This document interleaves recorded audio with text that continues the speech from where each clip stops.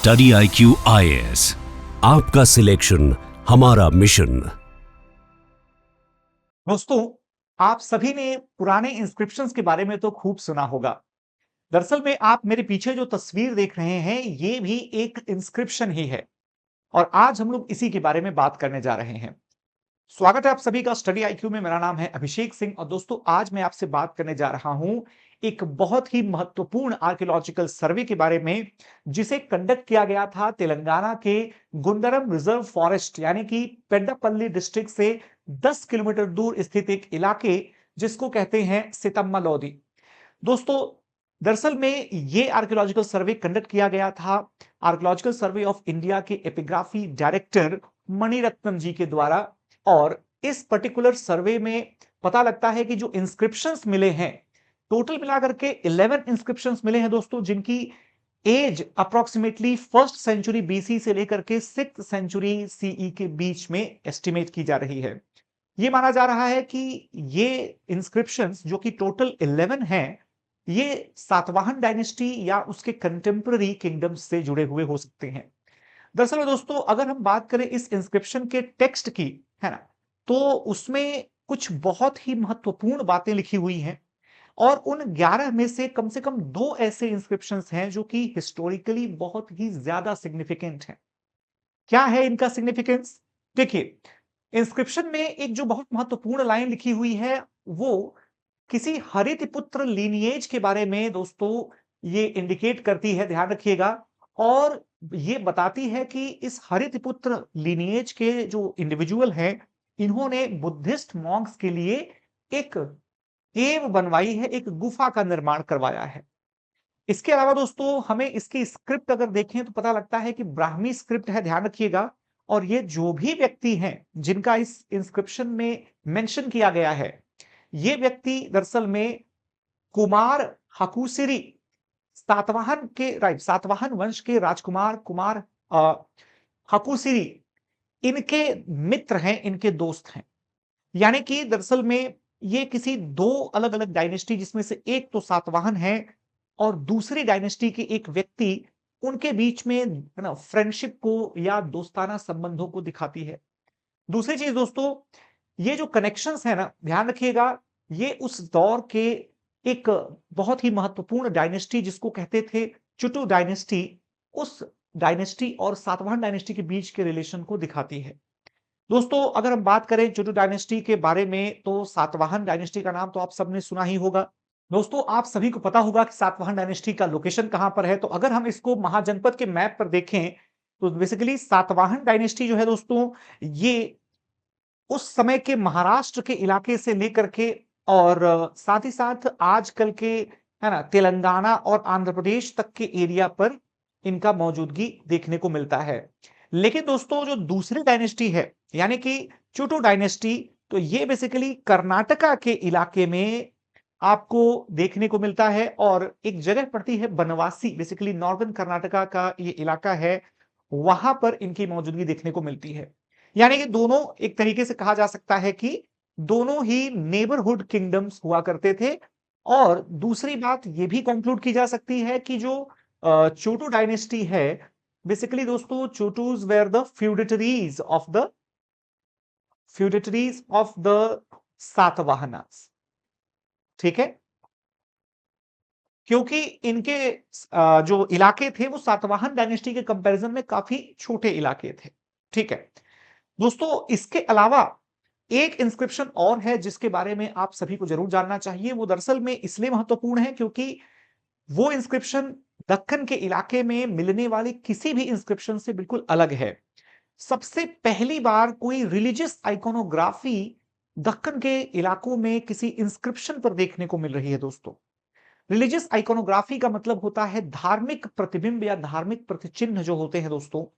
इसमें ध्यान रखिएगा, बेसिकली है ना, ये रिलीजियस आइकोनोग्राफी इसलिए इंपॉर्टेंट है क्योंकि ये दिखाती है कि उस दौर में जो स्टेट क्राफ्ट हुआ करता था, जो पॉलिटी हुआ करती थी, वो रिलीजियस वर्च्यूज और रिलीजियस गाइडेंस से बहुत डीपली कनेक्टेड थी।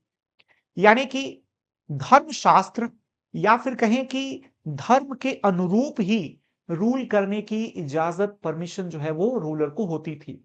दोस्तों इसके अलावा अगर ध्यान रखेंगे तो जो ये सिंबल्स मिले हैं, ये दो सिंबल्स होते हैं, ट्राइडेंट और डमरू, जो कि दोनों सिंबल्स किससे रिलेटेड हैं? तो शैविज्म से रिलेटेड हैं। यानी कि ये माना जा सकता है कि संभवतः जो ये चुटू डायनेस्टी है, they might be related to the cult of Shiva worship, यानी कि भगवान शिव के पूजा करने वाले समूह से इनका संबंध हो सकता है। इससे एक और इंपॉर्टेंट कंक्लूजन हम डिराइव कर सकते हैं, और वो ये है कि उस दौर में शैविज्म अपनी जगह बना चुका था दक्कन के इलाकों में। यानी कि दोस्तों contrary to the popular belief, जो कि ये माना जाता है कि शैविज्म जो है वो आमतौर पर या तो हिमालयन फुटहिल्स में या तो तमिल इलाकों में शुरू हुआ, लेकिन अगर हम देखें यहां पर तो इवन दक्कन में भी शैविज्म का उतना ही पुराना प्रेजेंस साबित हो जाता है। दोस्तों इसके अलावा अगर आप इन कॉइन्स पर नजर डालें, जो कि कर्नाटका के बनवासी के चोटू डायनेस्टी के कॉइन्स हैं, तो इसमें आप देख सकते हैं कि न सिर्फ है ना इस तरीके का एक प्लांटेशन नजर आता है, बल्कि इसमें स्तूप के मॉडल या स्तूप के डिजाइन्स भी नजर आते हैं। ठीक है दोस्तों, इसके अलावा यहां पर एक एरो और बो का सिंबल भी नजर आता है। तो कुल मिलाकर के ये कॉइन्स क्या साबित करते हैं? कॉइन्स ये साबित करते हैं कि छोटू डायनेस्टी जो है ये बुद्धिज्म और ब्राह्मणिज्म, ये दोनों ही मेजर रिलीजन्स को एक साथ परस्यू करते थे, काफी कुछ जैसा कि सातवाहन डायनेस्टी के साथ होता था। वेल दोस्तों, अगर हम बात करें कि इस रिसर्च का, इस डिस्कवरी का हिस्टोरिकल कनेक्शन क्या हो सकता है, तो ध्यान दीजिएगा दोस्तों कि जो ये गुंदरम इलाके में फाइंडिंग्स हैं, ये पहले ही ये पहले ही प्राप्त किए गए एक दूसरे इंस्क्रिप्शन को सपोर्ट करती हैं। ये दूसरा इंस्क्रिप्शन कौन सा है दोस्तों? तो ध्यान रखिएगा, एक गांव है जिसको कहते हैं मुकुटराव पेटा। मुकुटराव पेट्रा, दरअसल में दोस्तों यहां से एक पुराना इंस्क्रिप्शन मिला है जिसमें कि तेलंगाना का कनेक्शन बताया गया था अस्मक महाजनपद के साथ। किसके साथ? अस्मक महाजनपद के साथ तेलंगाना का कनेक्शन बताया गया था। और दोस्तों अस्मक महाजनपद की जो लोकेशन है, अगर आप देखेंगे तो रफली ये वही लोकेशन है जिस लोकेशन में सातवाहन वंश का राज्य हुआ करता था। ठीक है, और दोस्तों इसका मतलब यह है कि most probably 6th century BC से कंटिन्यूअसली ये इलाका इनहैबिटेड रहा है, यहां पर राजवंश जो है वो डेवलप होते रहे हैं। ठीक है, यानी कि जो अगर हम बात करें तेलंगाना की एंशियंट पॉलिटी की, तो उसमें एक कंटिन्यूटी देखने को मिलती है। वेल दोस्तों, इसके अलावा इसके आर्कियोलॉजिकल सिग्निफिकेंसेस क्या हो सकते हैं? तो दरअसल में ध्यान रखिएगा कि ये जो पूरा का पूरा एरिया है दोस्तों, आंध्र प्रदेश और तेलंगाना का ये जॉइंट मैप है जो आप देख रहे हैं। ये मैप इंडिकेट करता है कि ज्यादातर जो बुद्धिस्ट साइट्स हैं वो लोकेटेड हैं आंध्र प्रदेश में। यानी कि बुद्धिज्म का एक बहुत ही डीप कनेक्शन दोस्तों ट्रेड एंड कॉमर्स से है, और ये बात साबित होती है क्योंकि ट्रेडर्स एंड कॉमर्स जो मर्चेंट्स हैं, बेसिकली वो आंध्र प्रदेश के कोस्टल एरिया में कहीं ज्यादा फ्लरिश कर सकते हैं। लेकिन साथ ही साथ आप ये भी देखिएगा कि जो गोदावरी नदी के आसपास यानी गोदावरी बेसिन का इलाका है, ये इलाका भी आपको काफी ज्यादा बुद्धिस्ट साइट्स जो है वो दिखने को देता है। तो दोस्तों हम यहां पर ये चीज कंक्लूड कर सकते हैं कि जो ये इलाका है ना, ये दरअसल में बुद्धिज्म का काफी महत्वपूर्ण केंद्र हो सकता है।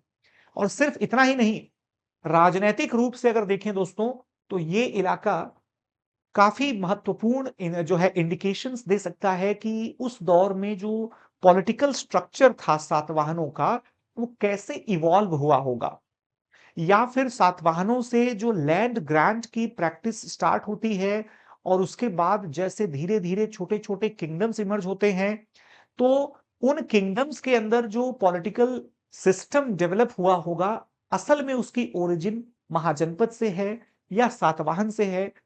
इस इलाके में अगर हम और ज्यादा आर्कियोलॉजिकल सर्वे कंडक्ट करने की कोशिश करें तो ये बातें क्लियरली पता चल सकती हैं।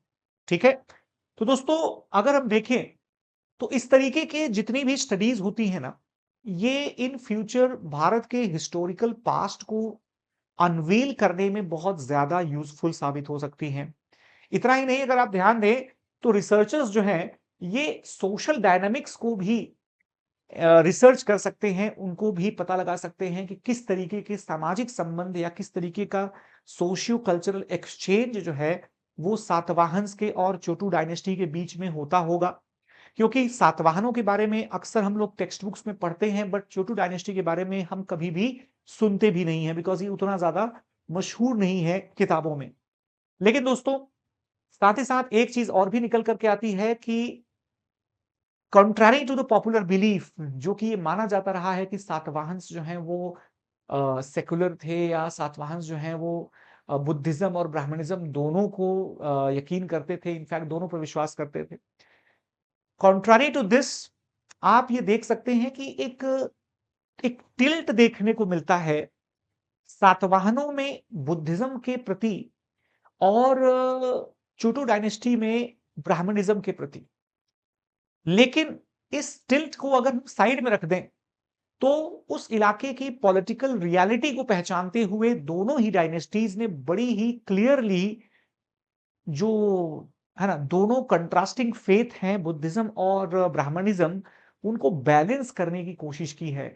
यानी कि एंशियंट इंडिया में जो दोनों धर्म थे, हिंदुइज्म और बुद्धिज्म, इनका आपस में कैसा इक्वेशन था, ये हम फर्दर आर्कियोलॉजिकल सर्वेस की मदद से पता लगा सकते हैं। दोस्तों, मेंस पर इस तरीके के टॉपिक्स पर कई सारे इंपॉर्टेंट क्वेश्चंस बन सकते हैं, जैसे कि for example critically discuss the role of inscriptions in reconstructing the ancient Indian history। दोस्तों, आपने देखा कि एक इंस्क्रिप्शन की मदद से हमने कितनी सारी चीजों का पता लगाया। हमने डिस्कस किया कि उस पर्टिकुलर डायनेस्टी के, है ना, या उसके कह सकते हैं कि इंटर रीजनल ट्रांजैक्शंस कैसे रहे होंगे, ठीक है ना। हम ये भी पता लगा सकते हैं कि दो डायनेस्टी के बीच में म्यूचुअल रिलेशंस जो है वो कैसे रहे होंगे। इसके अलावा दोस्तों, जो जनरल फीचर्स हैं वो तो पता लगाया ही जा सकता है, जैसे कि, है ना, सोशल, पॉलिटिकल या फिर इकोनॉमिकल जो कंडीशंस हैं उनका भी हम पता लगा सकते हैं, ठीक है ना। कल्चरल एस्पेक्ट्स तो बिना कहे ही, आप इसमें लिख दीजिएगा कि कल्चरल एस्पेक्ट्स तो बिना कहे ही हमें पता चल जाते हैं। क्योंकि दोस्तों हमें स्क्रिप्ट पता चलती है, लैंग्वेज पता चलती है, लैंग्वेज में किस तरीके का एडो जो है वो कह सकते हैं ना कि एक डेकोरेटिव लैंग्वेज यूज किया गया है या प्लेन लैंग्वेज यूज किया गया है, किस मेटल के ऊपर वो इंस्क्रिप्शन बनाया गया है, गोल्ड पर, कॉपर पर, स्टोन पर, इससे टेक्नोलॉजिकल एडवांसमेंट पता चलता है। तो हम ये सारी चीजें भी यहां पर लिख सकते हैं कि भाई कल्चरल, है ना, या फिर टेक्नोलॉजिकल, राइट। इसके अलावा दोस्तों हमें एडमिनिस्ट्रेटिव कंट्रोल का पता चलता है, ठीक है। तो ये सारी चीजें हम मेंशन कर सकते हैं कि इंस्क्रिप्शन की मदद से ये सारी बातें हम रिक्रिएट कर सकते हैं और किसी भी समय का इतिहास बहुत अच्छे से समझ सकते हैं। दूसरा सवाल है कि analyse the impact of religious iconography on governance in ancient civilisations. दोस्तों, एंशिएंट आइकोनोग्राफी, सॉरी मतलब रिलीजियस आइकोनोग्राफी, यानी कि किसी भी राजकाज में या किसी भी पॉलिटिकल डिसीजन मेकिंग में जो रिलीजन का इंपैक्ट है, ये तभी साफ जाहिर होता है जब एक धार्मिक चिन्ह या एक धार्मिक चित्र जो है वो बनाया जाता है। आज की तारीख में अगर आप देखें, अगर इंडिया के कॉन्स्टिट्यूशन को हम कंसीडर करें फॉर एग्जांपल, तो जहां पर फंडामेंटल राइट्स का पेज है, उस फंडामेंटल राइट्स के पेज पर एक पेंटिंग बनाई गई है दोस्तों, जो कि राम दरबार को इंडिकेट करती है। राम दरबार को इंडिकेट करती है, दैट मीन्स कि शायद कॉन्स्टिट्यूशन मेकर्स के लिए जो राम दरबार था, that was an ideal, ideal of upholding the fundamental rights of their citizen, their subjects, ठीक है ना। लोगों के अधिकार को अक्षुण्ण रखने के लिए, बरकरार रखने के लिए राम दरबार एक आइडियल कंसीडर किया गया होगा। मतलब साफ है कि अगर हम रिलीजियस आइकोनोग्राफी को कंसीडर करें तो किसी भी राज्य की जो इंक्लिनेशन है towards the faith, towards the religion, towards the culture, वो साफ जाहिर हो जाती है। ये आप इसमें बता सकते हैं दोस्तों। सो आई होप कि सभी लोगों को बहुत अच्छे से समझ में आ गया होगा आज के इस टॉपिक का सिग्निफिकेंस। तो दोस्तों, अगर आप चाहते हैं कि इसी तरीके से स्ट्रक्चर्ड मैनर में आप अपने अपकमिंग एग्जामिनेशन की तैयारी करें 2026, जो कि आपका फर्स्ट एंड लास्ट अटेम्प्ट होना चाहिए, अगर आपका ये लक्ष्य है तो स्टडी आईक्यू के P2I फाउंडेशन प्रतिज्ञा बैच को जरूर ज्वाइन कीजिए। इस बैच में दोस्तों आपको मौका मिलता है एक वन स्टॉप सॉल्यूशन प्राप्त करने का, यानी कि एक जगह पर एक बैच आप ज्वाइन करते हैं और प्रीलिम्स से लेकर के मेंस तक की सारी तैयारी with 100% assurance of doing a refund of your fees. अगर आपने प्रीलिम्स क्लियर कर लिया तो 100% फीस आपकी रिफंड हो जाती है दोस्तों। स्टडी आईक्यू का ये प्रॉमिस है आपके लिए। इसके अलावा आपके पास 1 वीक का चांस और रहता है कि जब आप एडमिशन लेते हैं, एनरोल करते हैं, तो एक हफ्ते में अगर आपको लगता है कि आपके साथ ये सही सिंक्रोनाइज नहीं हो पा रहा है और सही तरीके से आप कनेक्ट नहीं कर पा रहे हैं, you can also ask for a fees back. Okay everyone, तो मेरे ख्याल से इससे बेहतर अपॉर्चुनिटी आपके पास नहीं आने वाली। सो मेक श्योर कि आप जरूर एनरोल करें and use this code ASR live, क्योंकि इसी कोड के इस्तेमाल से आपको मिनिमम फीस में मैक्सिमम आउटपुट मिल सकता है दोस्तों P2I फाउंडेशन प्रोग्राम में। बाकी क्लास में और मुझसे जुड़ने के लिए आप मेरे टेलीग्राम चैनल से भी जुड़ सकते हैं and just scan this code और simply search for the UPSC with ASR। आपको मैं मिल जाऊंगा टेलीग्राम पर। Join me there and let's connect the next lecture. Take care everyone, bye, जय हिंद। स्टडी IQ IAS, आपका सिलेक्शन हमारा मिशन।